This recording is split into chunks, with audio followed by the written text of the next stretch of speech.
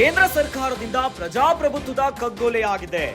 ಈ ಬಗ್ಗೆ ರಾಷ್ಟ್ರಪತಿಗಳಿಗೆ ಮನವಿಯನ್ನ ಕೊಡ್ತೇವೆ ಅಂತ ಹೇಳಿದ್ದಾರೆ.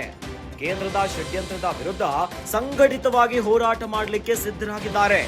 ರಾಜ್ಯಾದ್ಯಂತ ತೀವ್ರ ಹೋರಾಟವನ್ನ ಮಾಡ್ತೀನಿ ಅಂತ ಪ್ರಾಸಿಕ್ಯೂಷನ್ ಅನುಮತಿಯ ಬಗ್ಗೆ ಡಿಸಿಎಂ ಡಿಕೆ ಶಿವಕುಮಾರ್ ಕೆಂಡಾಮಂಡಲವಾಗಿದ್ದಾರೆ. ಕೇಂದ್ರದ ವಿರುದ್ಧ ಡಿಸಿಎಂ ಡಿಕೆ ಶಿವಕುಮಾರ್ ವಾಗ್ದಾಳಿಯನ್ನ ಮಾಡಿದ್ದಾರೆ. ನಾಳೆ ರಾಜ್ಯಾದ್ಯಂತ ಜಿಲ್ಲಾ ಕೇಂದ್ರಗಳಲ್ಲಿ ಪ್ರತಿಭಟನೆಗೆ ಕರೆಯನ್ನ ನೀಡಿದ್ದಾರೆ.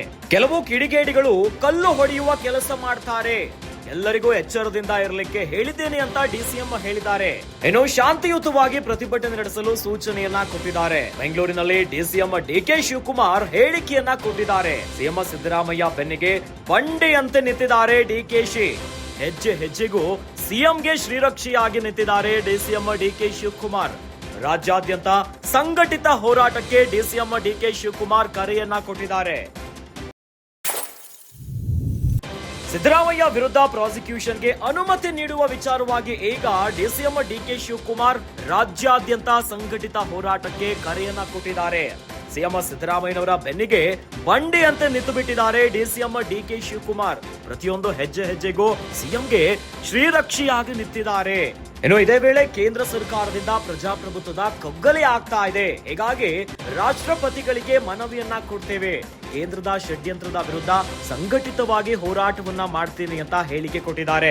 ಇನ್ನು ಪ್ರಾಸಿಕ್ಯೂಷನ್ ಅನುಮತಿಯ ಬಗ್ಗೆ ಈಗ ಡಿಸಿಎಂ ಡಿಕೆ ಶಿವಕುಮಾರ್ ಕೆಂಡಾಮಂಡಲವಾಗಿದ್ದಾರೆ. ಇನ್ನು ನಾಳೆ ರಾಜ್ಯಾದ್ಯಂತ ಜಿಲ್ಲಾ ಕೇಂದ್ರಗಳಲ್ಲಿ ಪ್ರತಿಭಟನೆಗೆ ಕರೆಯನ್ನ ಕೊಟ್ಟಿದ್ದಾರೆ. ಇನ್ನು ಪ್ರತಿಭಟನೆ ವೇಳೆ ಕೂಡ ಕೆಲ ಕಿಡಿಗೇಡಿಗಳು ಕಲ್ಲನ್ನ ಹೊಡೆಯುವ ಕೆಲಸ ಮಾಡ್ತಾರೆ. ಹೀಗಾಗಿ ಎಲ್ಲರಿಗೂ ಕೂಡ ಎಚ್ಚರದಿಂದ ಇರಲಿಕ್ಕೆ ಸೂಚನೆಯನ್ನ ಕೊಟ್ಟಿದ್ದೇನೆ. ಜೊತೆಯಲ್ಲಿ ಡಿಸಿಎಂ ಡಿಕೆ ಶಿವಕುಮಾರ್ ಅವರು ನೀಡಿರುವಂತಹ ಸಂಘಟಿತ ಹೋರಾಟ ಶಾಂತಿಯುತವಾಗಿರುತ್ತೆ.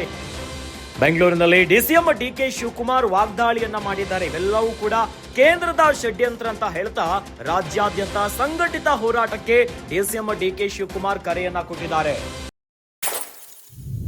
ನಾಳೆ ಎಲ್ಲ ಜಿಲ್ಲಾ ಕೇಂದ್ರಗಳಲ್ಲೂ ಕೂಡ ಕಾಂಗ್ರೆಸ್ ಪಕ್ಷದ ಕಾರ್ಯಕರ್ತರು ಮುಖಂಡಗಳು ರಾಷ್ಟ್ರಪತಿಗಳಿಗೆ ಅವರು ರೆಪ್ರೆಸೆಂಟೇಷನ್ ಕಳಿಸ್ಕೊಡ್ತಾ ಇದ್ದಾರೆ. ಯಾಕೆಂದರೆ ಇವತ್ತು ಪ್ರಜಾಪ್ರಭುತ್ವದ ಒಂದು ಕಗ್ಗೊಲೆ, ಒಂದು ದೊಡ್ಡ ಸರ್ಕಾರದ ಇಶ್ಯೂ ಇಲ್ಲದವ್ರನ್ನ ಇಶ್ಯೂ ಮಾಡೋಕ್ಕೆ ಇವತ್ತು ಹೊರಟಿದ್ದಾರೆ. ಅದಕ್ಕೆ ನಾವೆಲ್ಲ ನಮ್ಮ ಮುಖಂಡಗಳಿಗೆಲ್ಲ ನಾವು ಕೊಟ್ಟಿದ್ದೀವಿ. ಎಲ್ಲ ಜಿಲ್ಲಾ ಕೇಂದ್ರಗಳಲ್ಲೂ ಕೂಡ ಅವರು ಪ್ರತಿಭಟನೆಯನ್ನು ಮಾಡಬೇಕು, ಶಾಂತಿಯುತವಾಗಿ ಮಾಡಬೇಕು.